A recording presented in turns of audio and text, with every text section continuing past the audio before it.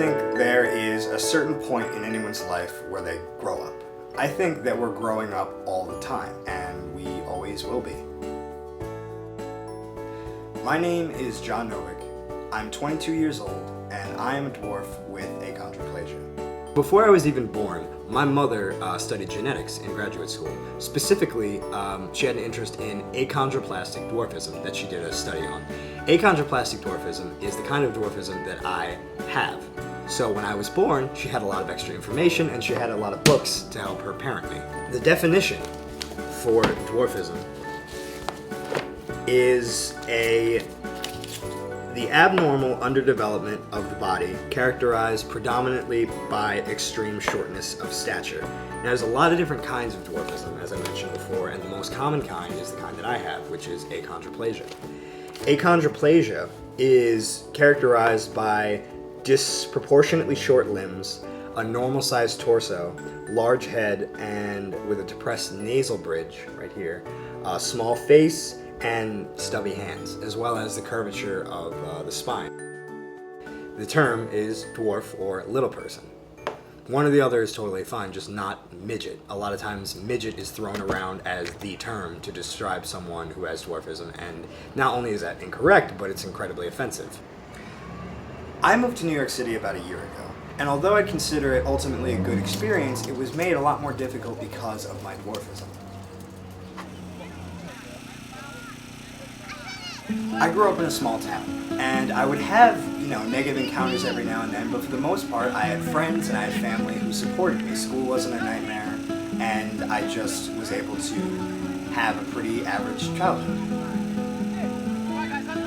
A year ago when I moved to the city, I noticed that there was a lot of people. There was a lot of people. And because of that, I had a lot of encounters. I would have people take pictures of me on the subway. I would have people that would harass me, and just all of these things, all of these almost daily occurrences, and they would continue happening until it got to a point where I just got fed up with it. I wanted to stop telling people what happened to me, and I wanted to start showing people what happened to me. I wanted to show everyone what a day in my life was like.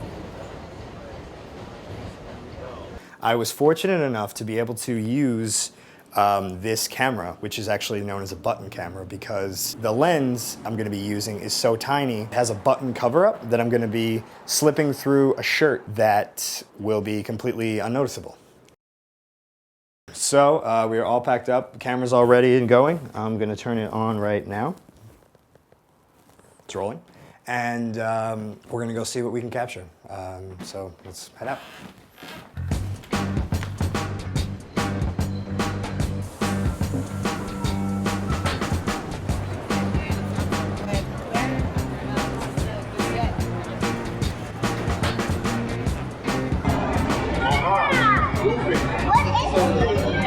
Have you been on TV? I have not. You know who you look like?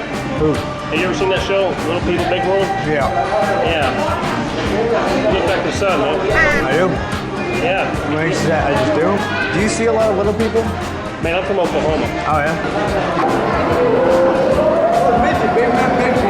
What? What do you say?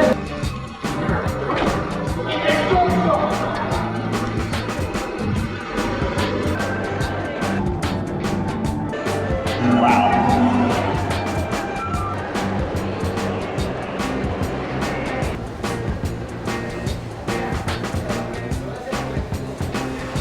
Man, I hope I didn't offend you. Oh, no, it's okay.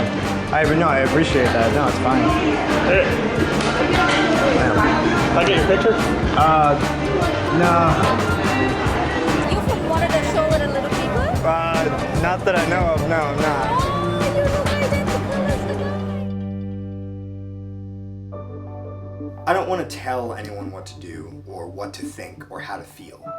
But instead, what I'll do is I'll ask.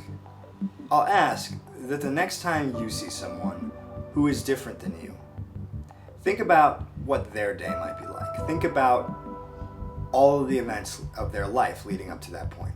Then think about their day, and think about what part of their day do you want to be.